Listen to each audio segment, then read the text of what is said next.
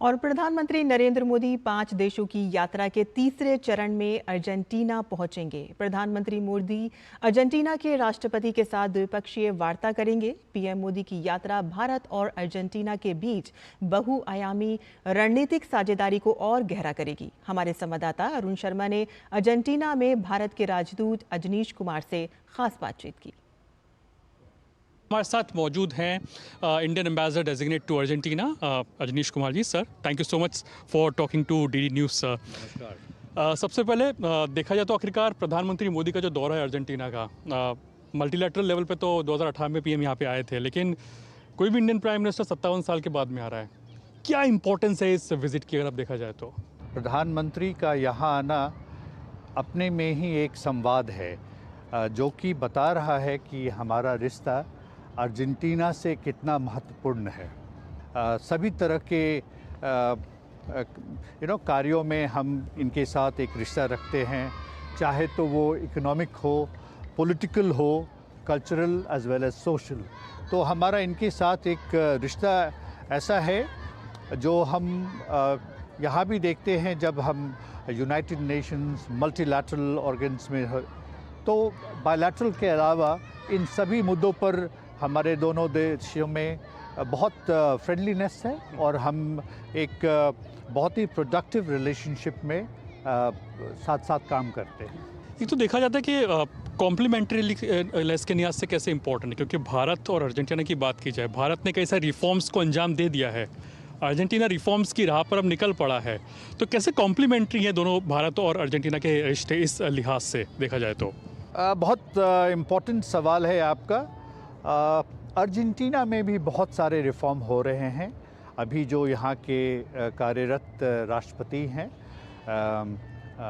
महामहिम श्री खावियर मिलेई साहब, ये भी बहुत सारे चेंजेस लाने की चेष्टा कर रहे हैं और इनका भी जो एक मानना है कि वो अपने देश में किस तरह अपने लोगों के लिए सबसे ज़्यादा फ़ायदा कर सके, सबसे ज़्यादा प्रावधानों का प्रोविज़न कर सके।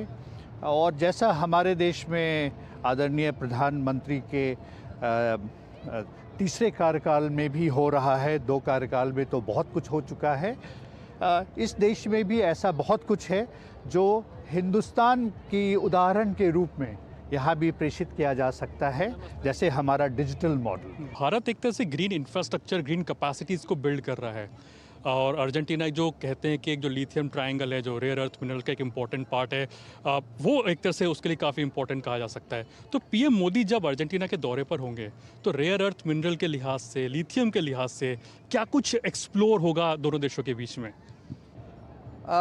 इस क्षेत्र में हम पहले से कार्यक्रम कर रहे हैं, पहले से हम इसमें दोनों देश काफ़ी कार्यक्रम में सम्मिलित हैं। हमारे देश की एक एजेंसी है जिसका नाम काबिल है। काबिल यहाँ पर पहली बार 2022 में एक MOU के अंतर्गत इस देश में प्रवेश किया। 2024 में उन्हें 5 ब्लॉक्स मिले हैं और उस पे वो लिथियम प्रोस्पेक्ट्स कर रहे हैं।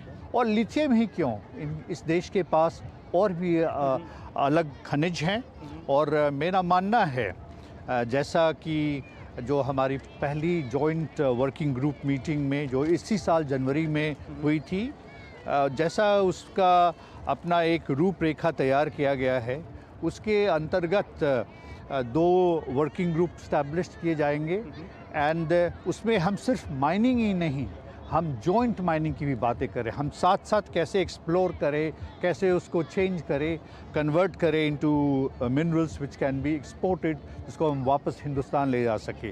तो यस, बहुत सारी ऐसी पॉसिबिलिटीज़ है इस देश के साथ और हमारा मानना है कि आगे के सालों में हम इस देश के साथ इस दिशा में बहुत ज़्यादा काम कर सकेंगे।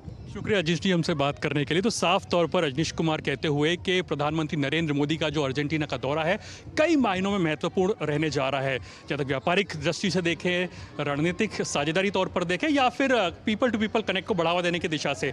हर तरह के जो एंगल है उस पर निगाहें रहेंगी और जाहिर सी बात है कि जो द्विपक्षीय संबंध है उनको कहीं ना कहीं बढ़ावा मिलेगा। कैमरा पर्सन विनय कुमार के साथ अरुण शर्मा, दूरदर्शन न्यूज़, अर्जेंटीना।